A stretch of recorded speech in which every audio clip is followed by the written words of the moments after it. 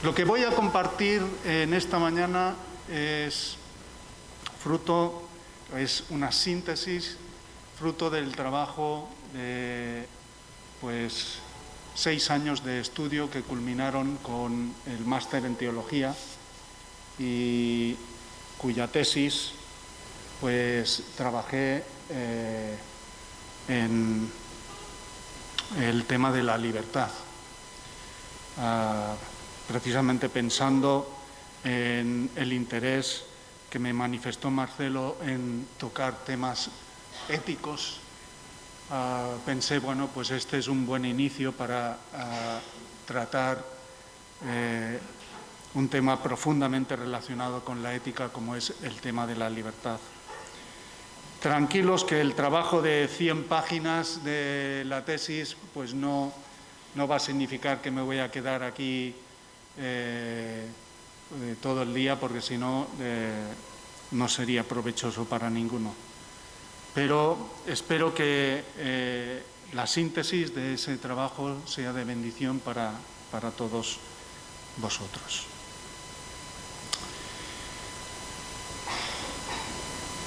¿Cuál es la verdadera libertad?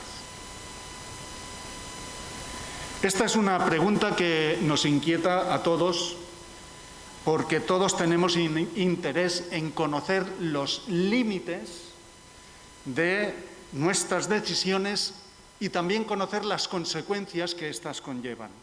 Probablemente, cuando hablamos de libertad, estamos mencionando uno de los valores más sublimes de la humanidad, y si sostenemos que la vida es el don más precioso que tenemos, tendríamos que sopesar esa afirmación si la enfrentamos con el valor de la libertad. Porque ¿cuántas personas, sociedades, naciones, razas, religiones, culturas han dado su vida por la libertad? Fijaos, han dado lo más preciado, su vida, por la libertad. El problema aparece cuando intentamos definir o descubrir, comprender el significado de la libertad, y aquí es donde topamos con diferentes conceptos, definiciones, perspectivas que a veces se complementan, pero que muchas otras veces se confunden. Por ejemplo, Platón comprendía la libertad como un autodominio racional frente a lo irracional. Kant proponía la libertad como una autonomía existencial por la que el hombre se define a sí mismo. Kierkegaard planteaba el asunto desde la perspectiva de la trascendencia personal. San Agustín habló de libertad limitada y deteriorada por el pecado. Lutero planteó la libertad como un don otorgado por Cristo. Calvino relacionó la libertad con la capacidad humana de discernir el bien y el mal, de ahí el estrecho vínculo entre la libertad y la ética. Gustavo Gutiérrez, padre de la llamada teología de la liberación, sostiene que el problema principal radica en cómo respondemos a la pregunta: ¿qué relación hay entre la salvación y el proceso histórico de la salvación del hombre? Plantea un enfoque práctico y no teórico acerca de la libertad en el campo de la teología, afectando, por supuesto, su dimensión social y política. Distintos enfoques, distintas perspectivas. Pero, ¿qué es la libertad? ¿O cuál es la verdadera libertad? ¿Hay esperanza en que podamos encontrar un referente común? Esa es la razón por la que vamos a centrarnos en un texto de las Sagradas Escrituras, un texto en boca del propio Señor Jesús, que nos va a servir como referente con el fin de responder a esta pregunta: ¿cuál es la verdadera libertad? Y es justamente lo que vamos a hablar y plantear en esta mañana, la perspectiva de la libertad en Juan capítulo 8, versículos 31 al 38. Vamos a leerlo. Voy a leerlo en la versión Biblia de las Américas. Juan 8, 31. Entonces Jesús decía a los judíos que habían creído en él: si vosotros permanecéis en mi palabra, verdaderamente sois mis discípulos, y conoceréis la verdad, y la verdad os hará libres.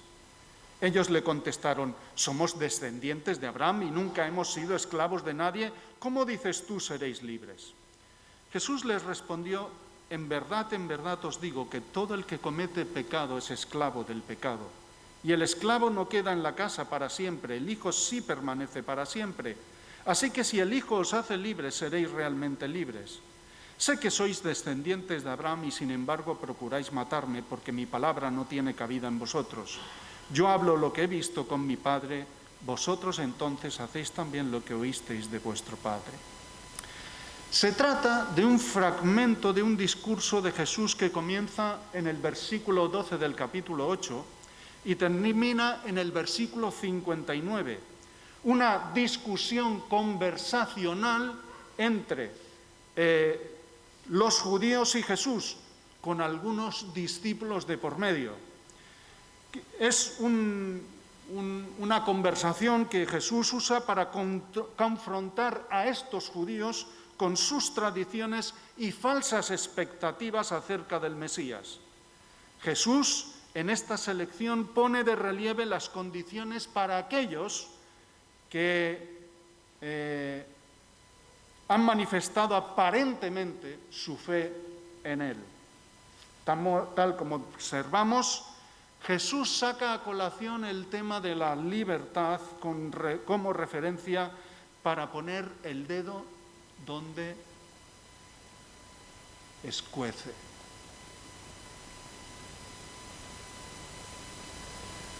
Por tanto, este fragmento nos ofrece una panorámica general del tema de la libertad. Y, a partir de este texto, vamos a considerar los 3 marcos para establecer una correcta perspectiva de la libertad.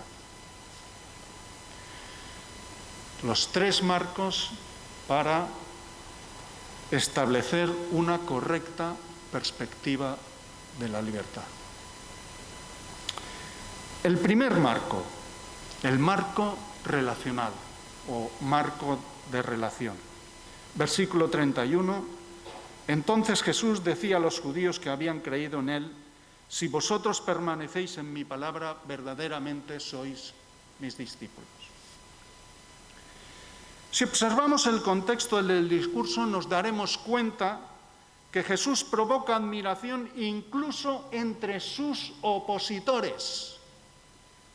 En el versículo 30, el autor del Evangelio Juan subraya el impacto que el discurso estaba teniendo entre los que le escuchaban. Al hablar estas cosas, muchos creyeron en él. Pero Jesús no se asombra por el abrumador éxito de sus palabras, conoce el corazón y cuál es la piedra de tropiezo de cada uno. Por esa razón, acto seguido, quiere establecer las condiciones para aquellos que creen, pues tener fe no es suficiente. Se trata de tener fe en una forma adecuada, en el objeto adecuado. La primera condición que propone Jesús es el vínculo relacional. Si vosotros permanecéis en mi palabra, verdaderamente sois mis discípulos. Observar que el propósito de estas palabras tiene como fin establecer una relación maestro-discípulo. Es decir, el que cree debe aspirar a ser discípulo de Jesús. ¿Qué principios se derivan de esta condición? Fijaos. ¿Qué valores se derivan de esta condición? Primero, que Dios quiere relacionarse. Lo observamos en la creación. Dijo Dios, hagamos al hombre a nuestra imagen conforme a nuestra semejanza. En la caída, después de que Adán y Eva desobedecieran el mandamiento de no comer del árbol de la ciencia del bien y el mal, encontramos a Dios paseándose por el huerto, buscando al hombre, porque éste se había escondido. Y el Señor Dios llamó al hombre y le dijo, ¿dónde estás? Lo primero que percibimos en este relato es que Dios sale a nuestro encuentro. También lo observamos que Dios quiere relacionarse en la encarnación. En Génesis 3:15, nos topamos con la primera promesa de redención para el hombre.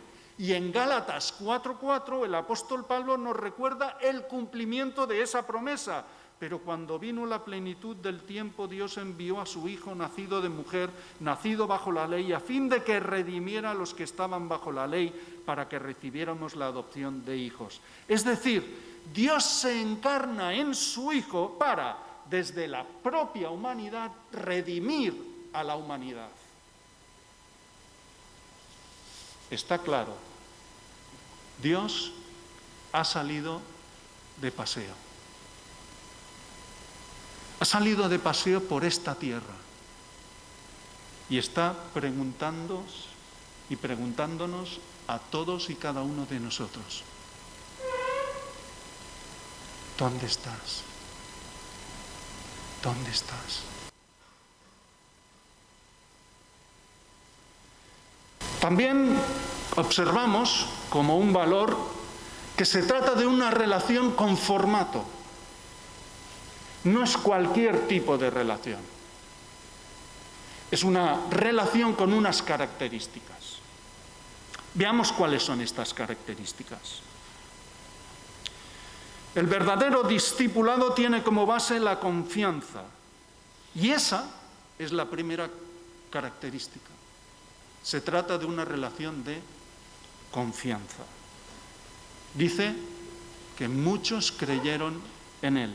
Y a estos que creyeron, les dice, si permanecéis en mi palabra, seréis verdaderamente mis discípulos. Dice Hebreos que sin fe es imposible agradar a Dios. La fe constituye una actitud de credibilidad absoluta en la persona de Jesús como objeto de fe. Es por eso que la confianza lleva a la obediencia de una forma natural. Otra característica de esta relación es que se trata de una relación de respeto. El permanecer en la palabra de Cristo indica no solo un acto de obediencia, sino también un reconocimiento del respeto a Dios. Otra característica es que se trata de una relación de identificación. El sentido de permanecer va más allá, porque lo que se guarda, lo que queda, es lo que se identifica como propio. Por consiguiente, el sentido figurado desde la perspectiva teológica de Juan sugiere que se trata de una plena identificación con Cristo. Se trata de algo mucho más profundo que simplemente obedecer. También vemos otra característica de esta relación, que se trata de una relación de dependencia. Notemos que en la relación maestro-discípulo existe una jerarquía. En las relaciones humanas crecemos, maduramos, adquirimos experiencia, y aquel que un día fue discípulo de alguien se convierte después en maestro. ¿Cierto? Pero en nuestra relación con Cristo crecemos, maduramos, adquirimos experiencia, pero siempre Jesús es el maestro. Y siempre nosotros estaremos en el estatus de discípulos. Por consiguiente, siempre es una relación de aprendizaje, de observación, de seguimiento, de dependencia. Otra característica de esta relación es que es una relación de cercanía. El tipo de relación discipular en la antigüedad nada tiene que ver con los formatos de nuestro tiempo. Veréis, decimos que alguien es un discípulo de tal o cual y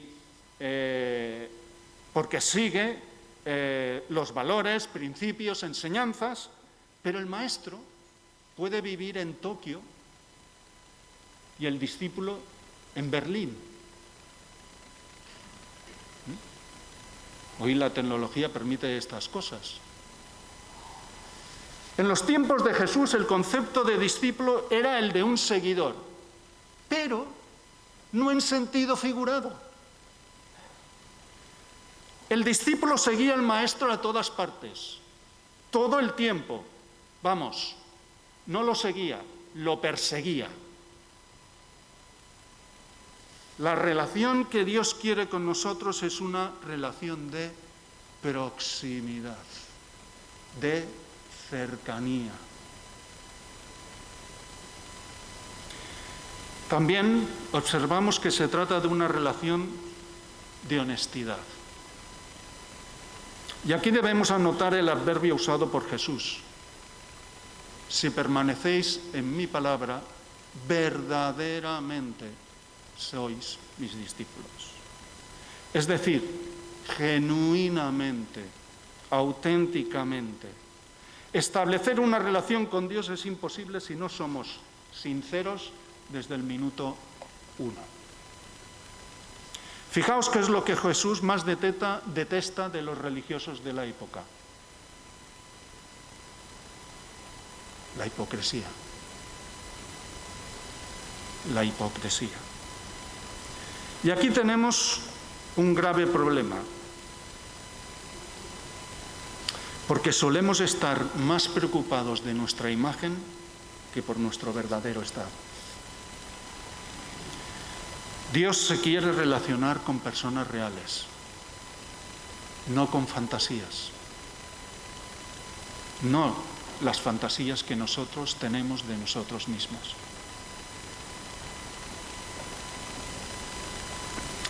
¿Qué consecuencias tiene este marco de relación? ¿Qué consecuencias tiene? Si este es el formato que Dios quiere mantener en su relación con nosotros y nosotros con Él, entonces esto debería tener unas consecuencias en nuestro estilo de vida y en la forma en la que nos relacionamos con Él, Señor, y con los demás, que profundizan en nuestra comprensión de lo que es la libertad. La primera consecuencia es poner la relación en valor. Poner la relación en valor. Puede parecer obvio, pero me temo que nos toca poner las pilas. Una vez se hizo una encuesta a un grupo de preadolescentes en la escuela dominical. La pregunta era muy sencilla. ¿Quién es Dios para ti? Entre otras respuestas, hubo la siguiente. Alguien al que hay que obedecer. Me pregunto, ¿qué es lo que estamos enseñando acerca de Dios en nuestras escuelas dominicales, en nuestras casas, en nuestros retiros, para que un niño responda a alguien a quien hay que obedecer?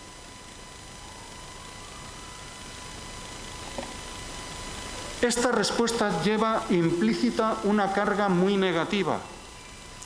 Quien responde así no piensa en una relación de confianza, identificación, cercanía o honestidad.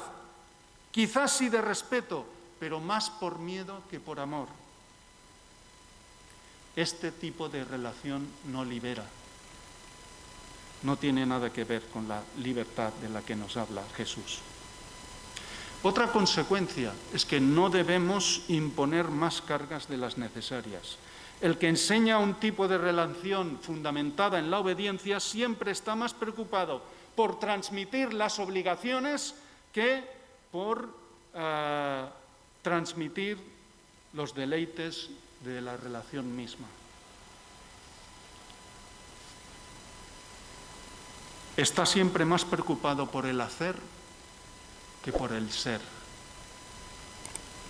Jesús acusaba a los religiosos de su época de imponer cargas que ellos mismos no eran capaces de llevar.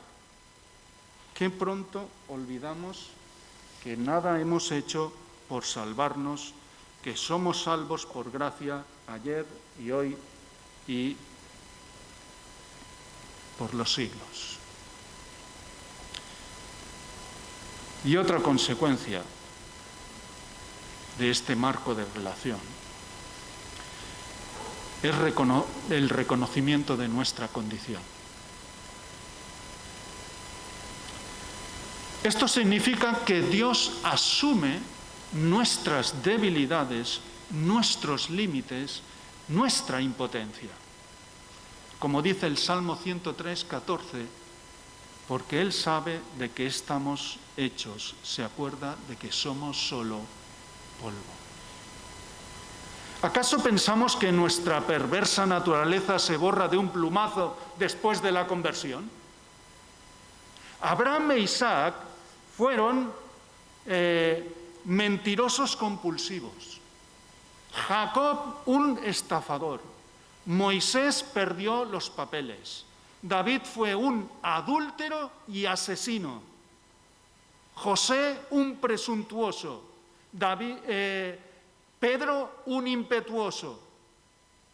Pero el denominador común es que no se escondieron. Mantuvieron una relación con el Señor desde su realidad. ¿Me vais a permitir que me quite esto? Porque me está molestando.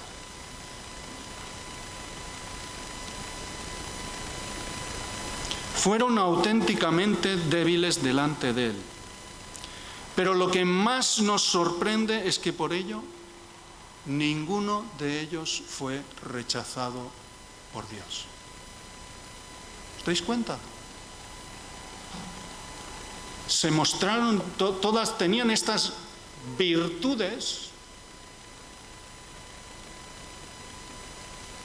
pero ninguno de ellos fue rechazado por sus debilidades. ¿Cuánto nos cuesta conceder este derecho a otros? ¿Cuánto nos cuesta concedernos este derecho a nosotros mismos? David escribió lo siguiente: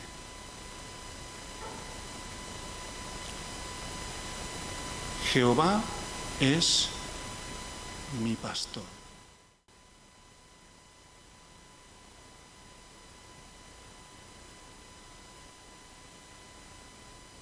¿Podéis interiorizar la fuerza, el calado que tiene el asumir un tipo de relación de esta naturaleza? Jehová es mi pastor. Esta sí es una relación que libera.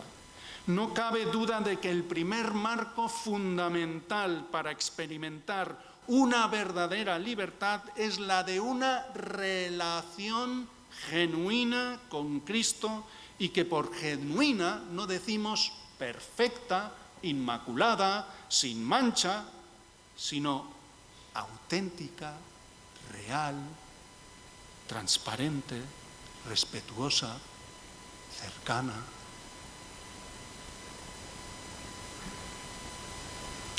Este es o ha sido el marco de relación, el marco relacional. Vamos ahora a considerar el marco de identidad o identitario. Hubo una vez un pez que quiso ser libre.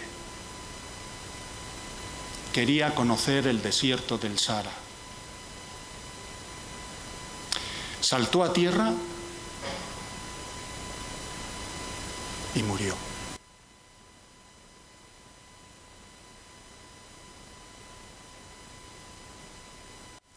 Los peces solo pueden ser libres en el agua.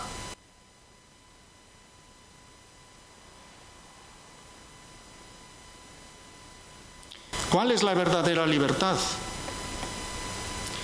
Notemos que después de observar esta ilustración no cabe duda de que la naturaleza de las cosas condiciona el ámbito de su libertad. Por eso se hace imprescindible conocer la esencia, realidad de quiénes somos para comprender cómo nos relacionamos con nuestra libertad, con las decisiones que tenemos que tomar. Y para ello nos vamos a centrar en el versículo 32 del texto que nos sirve como base para el estudio. Y conoceréis la verdad, y la verdad os hará libres.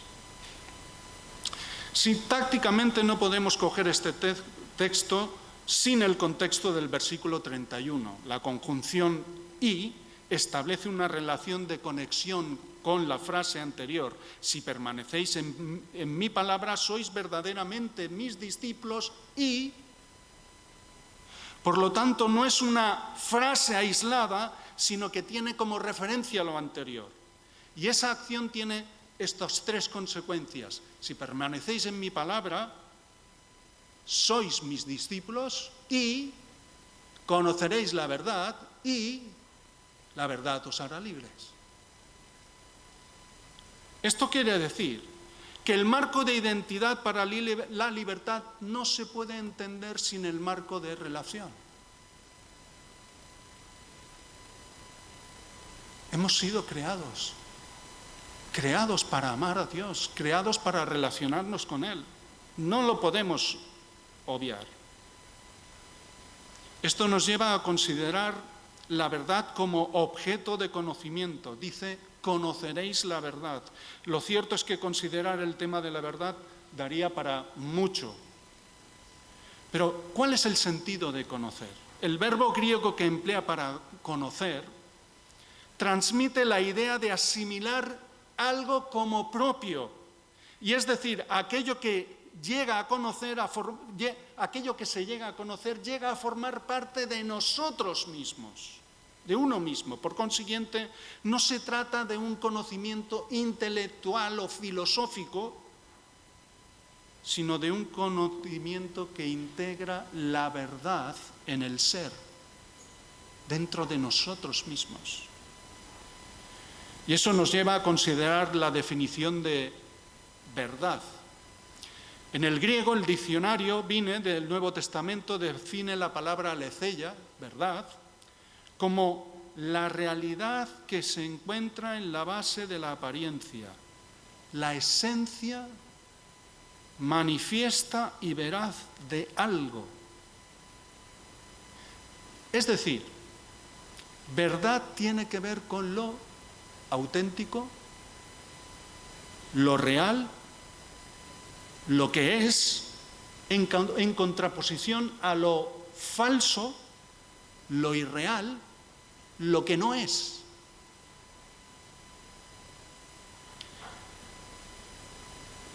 Pero entonces nos tenemos que centrar en el concepto de verdad tal como lo expone el evangelista Juan en boca de Jesús.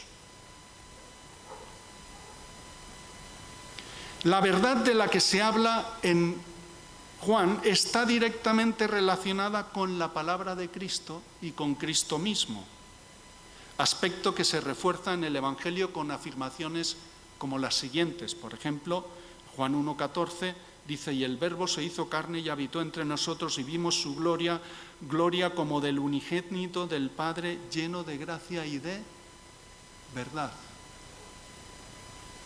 O Jesús dijo, yo soy el camino, la verdad y la vida, y nadie viene a Padre sino por mí. O santifícalos en tu verdad, tu palabra es verdad, Juan 17.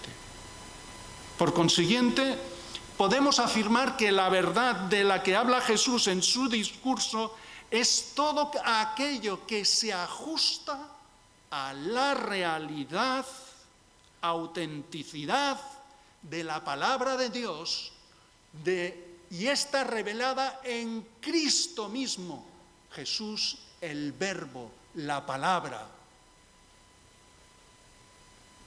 revelada de Dios mismo como afirma en el primer versículo del Evangelio.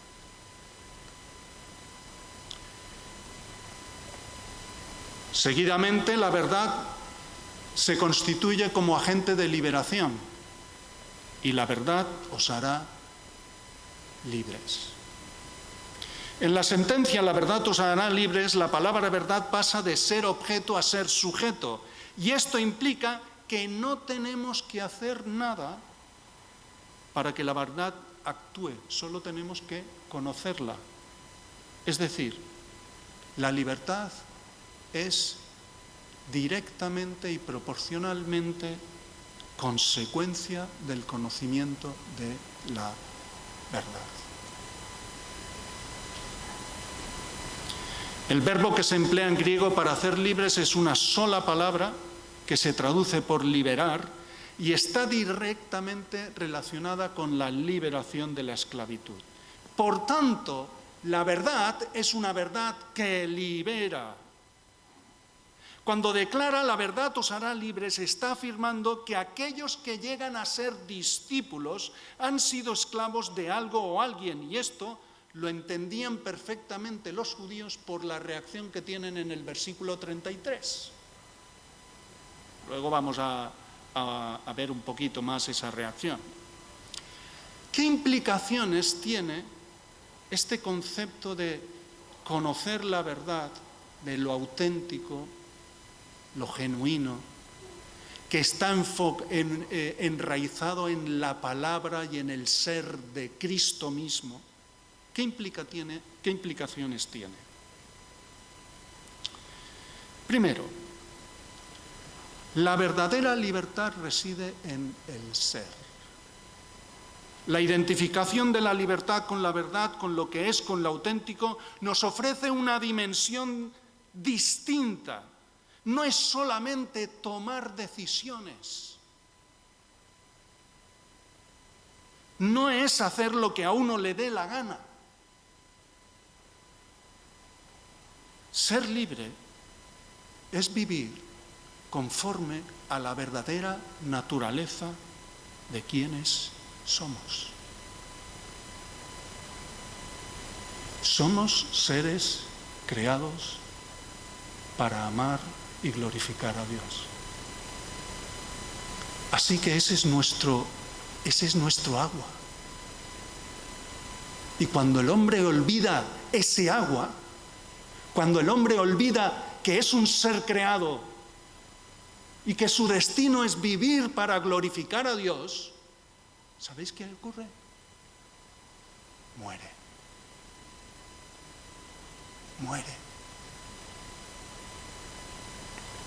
La verdadera libertad viene de la búsqueda de la verdad. Buscamos la libertad y ¿sabéis qué os digo? Nos equivocamos. Queremos hacer lo que nos plazca sin que las responsabilidades de nuestras acciones nos persigan. Queremos ser un tren AVE a 300 kilómetros por hora, ¿sabéis? Pero sin vías. Para ir por donde nos dé la gana. O un transatlántico con vocación de hacer el rally de Monte Carlo. O un piloto de avión que quiere callejear por la Geltrú. Queremos eso. Pero es que la naturaleza, nuestra naturaleza, está condicionada por quienes somos. Por tanto, Dios es el centro, no nosotros. Cuando configuramos nuestra vida, nuestro tiempo, nuestros esfuerzos, nuestras energías en buscar a Dios y ponerle en primer lugar, renunciando a nuestros intereses personales, a nuestros derechos, a nuestra voluntad, entonces llegamos a ser la mejor versión de nosotros mismos. ¿Escuchas? Cuando renuncias a tus intereses y buscas los intereses de Dios, realmente es cuando te encuentras a ti mismo. ¿No suenan las palabras de Jesús cuando dijo: si alguno quiere venir en pos de mí, Una cosa primero. Niéguese a sí mismo. Curioso.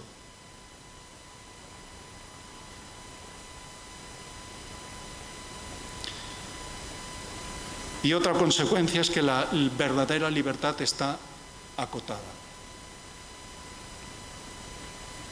La libertad llega a estar por sujetos a la verdad. El mundo piensa en términos de libertad como la capacidad de tomar decisiones sin límite, sin consecuencias. Pero cuando Dios dijo a Adán y a Eva que no comieran del árbol de la ciencia del bien y el mal, ¿qué hizo? Les estableció unos límites, un marco para que sus vidas se ajustaran al perfil para el que fueron creados, relacionarse con Dios conforme al carácter de Dios. Por eso ese mandamiento es una joya para la libertad, porque nos presenta que justamente los límites nos ayudan y nos encauzan en la verdadera libertad. Este es nuestro perfil como discípulos de Cristo. La ley se resume en esto: amarás a Dios, amarás al Señor tu Dios con todo tu corazón y con toda tu alma y con toda tu mente, y el segundo semejante a este: amarás a tu prójimo como a ti mismo. Y última consecuencia del concepto de verdad relacionado con la libertad es que la verdadera libertad se fundamenta en la autenticidad.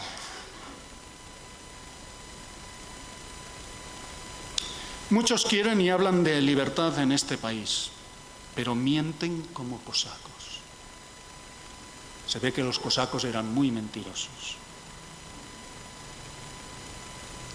Buscan la libertad a cualquier precio, sean cuales sean las consecuencias, por terribles que éstas sean.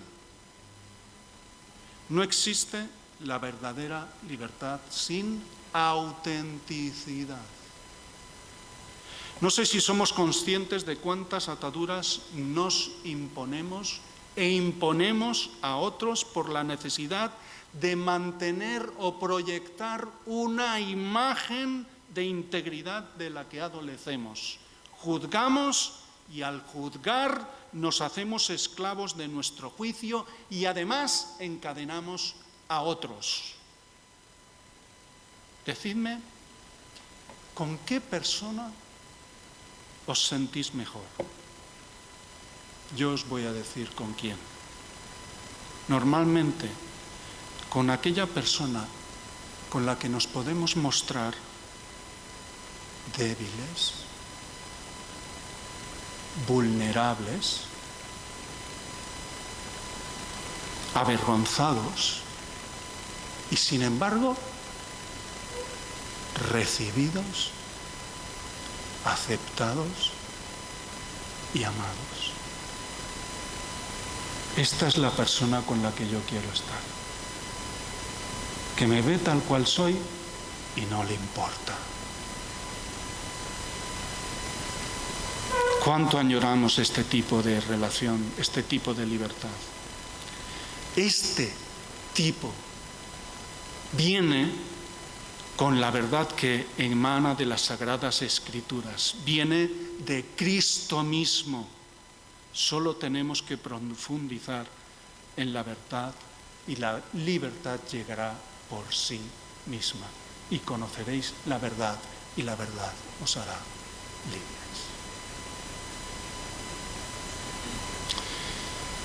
Y llegamos al marco de redención.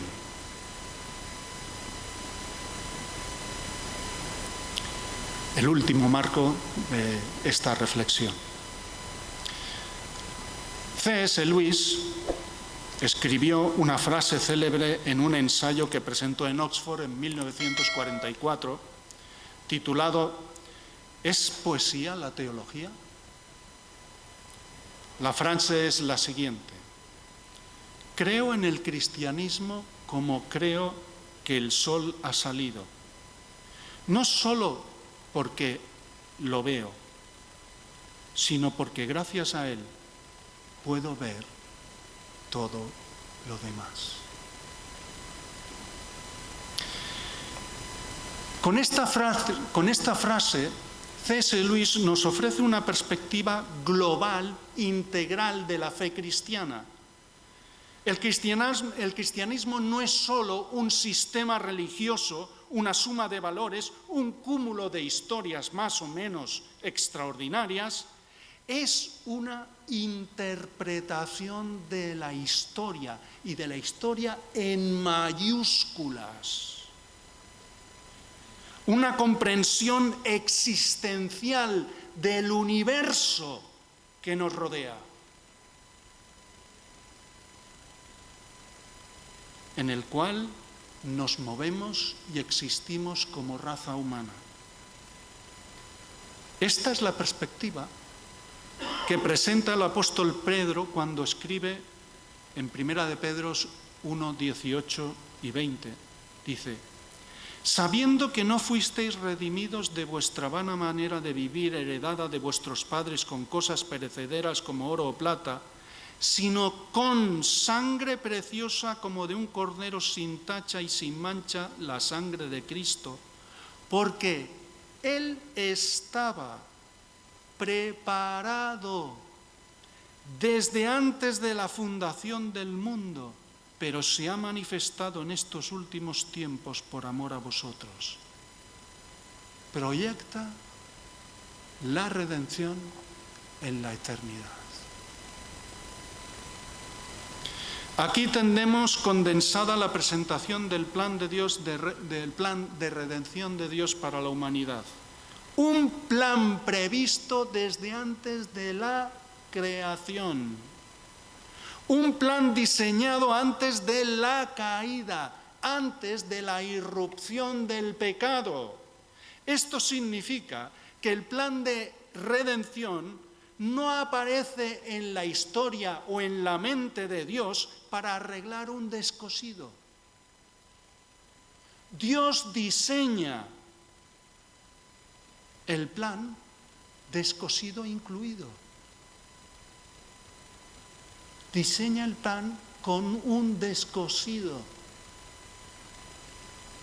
Es decir, la redención no es un plan B. Es que ha salido mal la cosa y ahora vamos a redimir al hombre. No. Dios diseña la historia con redención incluida. En los puntos anteriores hemos desarrollado marco de relación y el marco de identidad. Ahora vamos a desarrollar el tercer encuadre fundamental de la libertad, el marco de redención. Y en este nos vamos a centrar en los versículos 33 al 38, pero de una manera especial el versículo 36.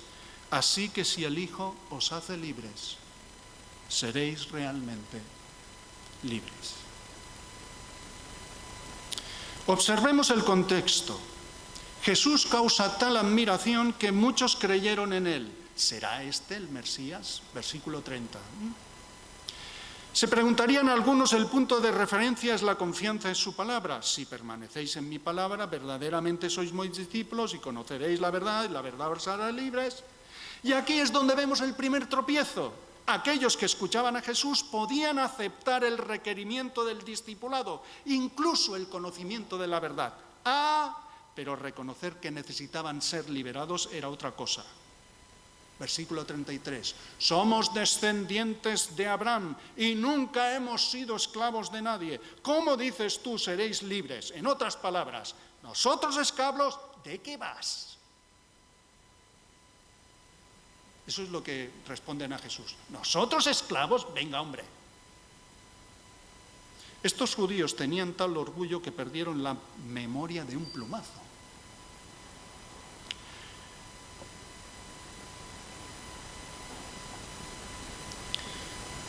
Nunca hemos sido esclavos de nadie. Pues la principal fiesta judía, ¿cuál es? La Pascua. ¿Y qué recuerda la Pascua? Que fueron esclavos en Egipto. 400 años, nada más y nada menos. 400 años atrás del contexto del discurso de Jesús, el pueblo judío fue llevado en cautividad a Asiria, Israel, y Babilonia, Judá.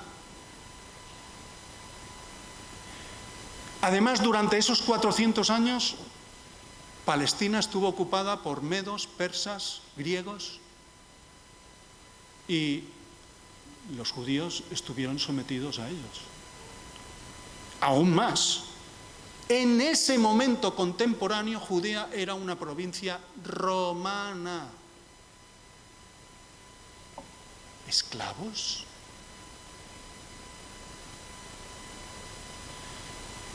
Mucho ojo, porque el orgullo nos puede cegar para reconocer lo que es obvio, como en este caso. Jesús no estaba interesado en entrar en un debate histórico y fue directo a la yugular. Jesús les respondió: en verdad os digo que todo el que comete pecado, esclavo es del pecado. Aquellos judíos pensaban probablemente en términos políticos y sociales. Jesús les plantea el problema de raíz, el pecado. La cuestión es: ¿quién está libre de cometer pecado? Consecuencia de todo esto, Jesús plantea la necesidad perentoria para aquellos y para todos nosotros de que necesitamos ser liberados. Necesitamos ser liberados de la esclavitud al pecado, y solo el Hijo, solo Él puede hacerlo. Así que si el Hijo os hace libres, seréis realmente libres. Y esta frase plantea el meollo de lo que Jesús quiere comunicar. La verdadera libertad solo es posible por la acción del Hijo. Aquí está expuesto el marco de redención para la libertad. ¿Qué valores esenciales podemos observar de la redención? Al menos voy a compartir con vosotros 3 valores esenciales. El primero, la necesidad de la redención. Jesús deja clara cuál es nuestra condición. Todo aquel que comete pecado, esclavo es del pecado. Además, lo deja patente usando la interjección amén, amén, que se traduce de cierto os digo. Partiendo de esta declaración, el Señor pone en jaque a toda la humanidad, porque ¿quién está libre de cometer pecado? Nadie. Toda la teología bíblica, de principio a fin, pone en evidencia este valor. En Romanos 3:23, 5:12, 6:23, el Salmo 14. El ser humano es capaz de las mayores heroicidades, pero también de las mayores perversiones. Tan solo quiero poner en voz alta algunas reflexiones. Si nuestra naturaleza es la que es, ¿por qué a veces nos comportamos como si ya la hubiésemos superado? Y no tomamos conciencia, mucho ojito. ¿Por qué caemos en la trampa de las judías? ¿Nosotros, esclavos? ¿O pensamos que nosotros somos mejores que ellos? Nosotros pensamos que somos mejores que las personas no creyentes.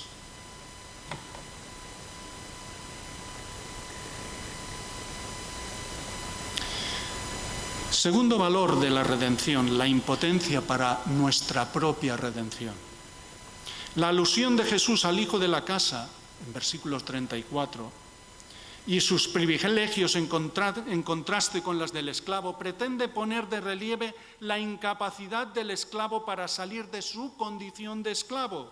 Cuando se trata de la liberación de la esclavitud al pecado, el problema se acentúa. El pecado ha obrado tal corrupción que nos ha convertido en puros monigotes. El problema fundamental para comprender la naturaleza de la redención radica en el precio. La paga del pecado es muerte. Por consiguiente, una vez morimos, pagamos y ya no hay nada que hacer. Ya no hay vida ni oportunidad para enmendar nada. ¿Sabéis cuál es la única esperanza? Que alguien pague nuestra muerte. El Hijo ha pagado con su sacrificio en la cruz nuestra muerte. Él ha comprado con su sacrificio nuestra libertad. Para nosotros era y es imposible. Así que si el Hijo os libertare, seréis realmente libres. Y el último valor de la redención que quiero compartir es la motivación. En muchos casos, en la antigua Roma, la motivación que llevaba a un amo a liberar a su esclavo era el aprecio que se había forjado entre amo y esclavo. La redención en Cristo que nos habla el Nuevo Testamento nada tiene que ver con esta dinámica. Escribió Pablo en Romanos 5:8, mas Dios demuestra su amor para con nosotros en que siendo aún pecadores, Cristo murió por nosotros. Es decir, siendo enemigos de Dios, sin posibilidad ninguna de encontrar favor alguno. La demostración del amor de Dios, el amor de Cristo, el amor del Espíritu es tan grande que no se puede cuantificar. Es como pretender contener todo el agua del océano en un vaso. El amor que brota de la acción redentora de Cristo no puede quedar desapercibido ni lo podemos pasar por alto. Entonces, ¿qué implicaciones tiene este marco de redención?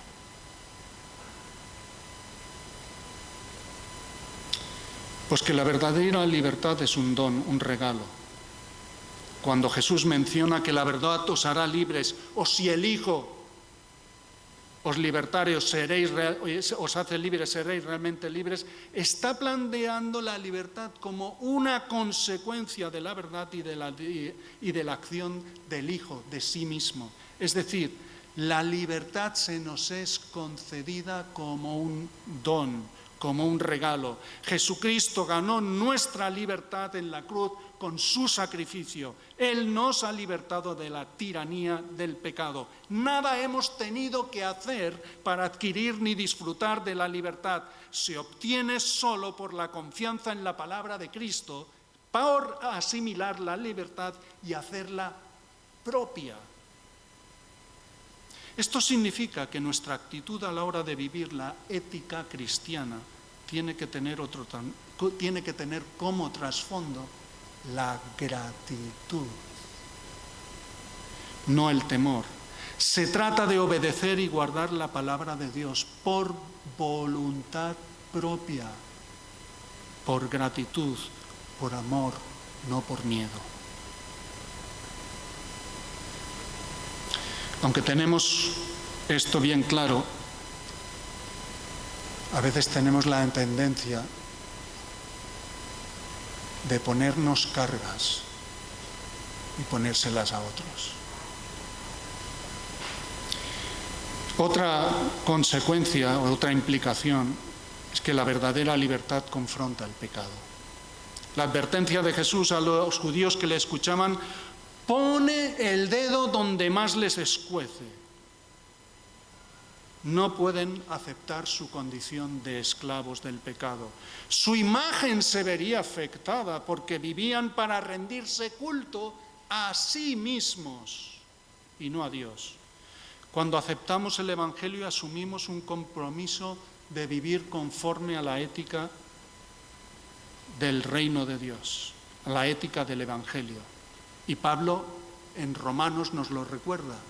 ¿Qué diremos entonces? ¿Continuaremos en pecado para que la gracia abunde? De ninguna manera.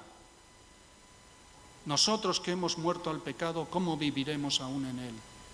Hemos sido liberados del poder del pecado y por consiguiente debemos ser coherentes con este nuevo estado de libertad. Otra implicación es que no nos pertenecemos. En la cruz Cristo pagó el precio de nuestra libertad, ahora le pertenecemos a Él. Desde que aceptamos a Jesús reconocemos su autoridad y señorío, y esto condiciona totalmente nuestra perspectiva de nuestro diario vivir, de las decisiones que tomamos en cada instante. Ahora importa la voluntad de Dios, su reino, sus intereses, su propósito, su gloria. Ya no vivimos para nosotros mismos, sino para Dios y para los demás. Y estoy hablando chino, porque la realidad demuestra muchas veces lo contrario. Nuestros juicios y prejuicios, nuestras disputas, nuestros puntos de vista, nuestras verdades, nuestras divisiones, seguimos a veces en la dinámica de un mundo, una sociedad que nos invade con sus valores.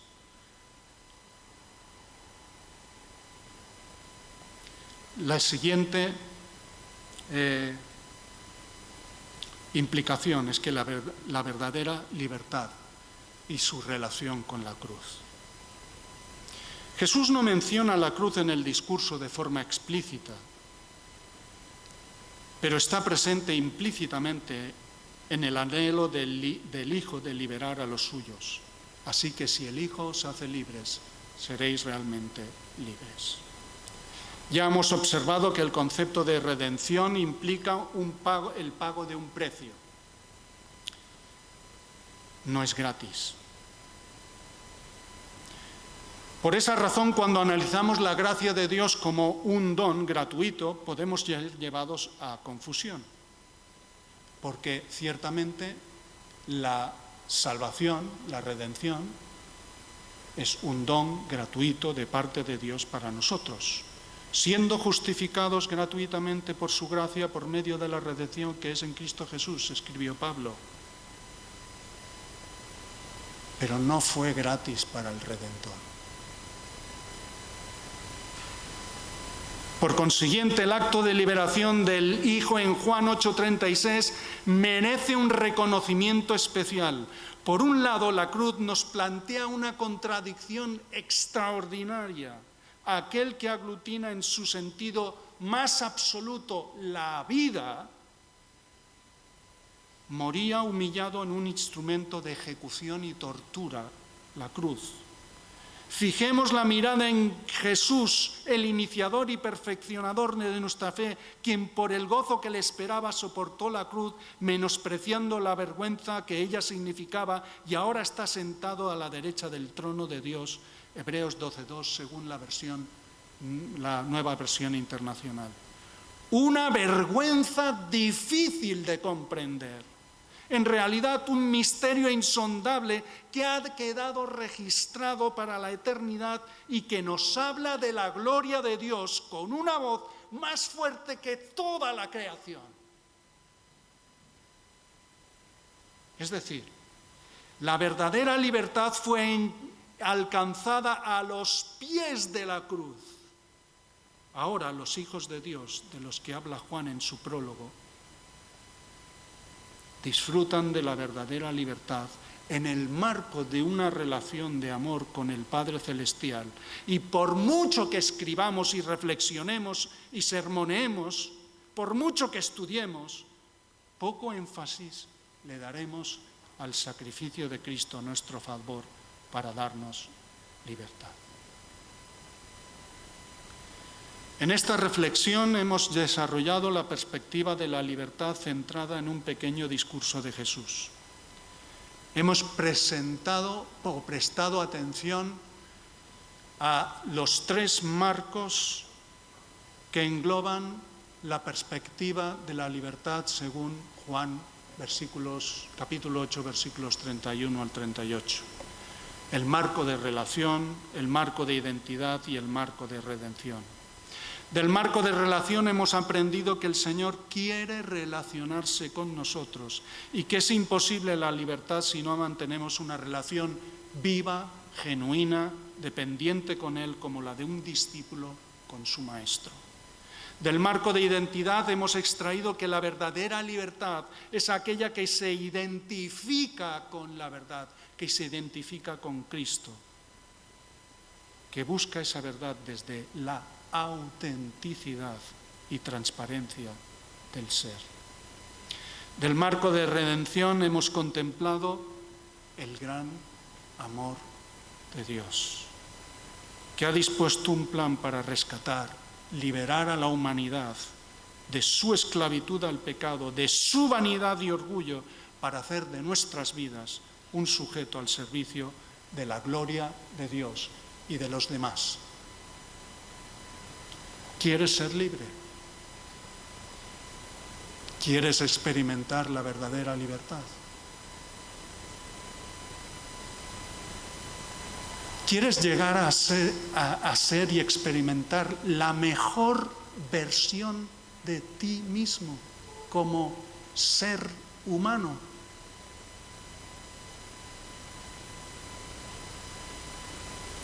Escucha lo que el Señor dijo. Si vosotros permanecéis en mi palabra, verdaderamente sois mis discípulos y conoceréis la verdad, y la verdad os hará libres.